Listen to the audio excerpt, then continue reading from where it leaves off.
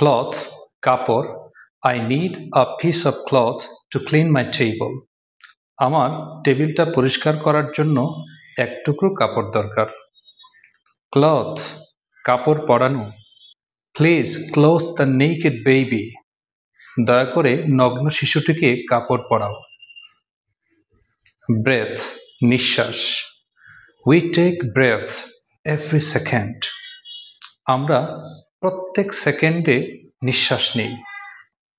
Breathe, নিঃশ্বাস নেওয়া. The patient is breathing now. রোগীটি এখন নিঃশ্বাস নিচ্ছে. Bath, গোসল.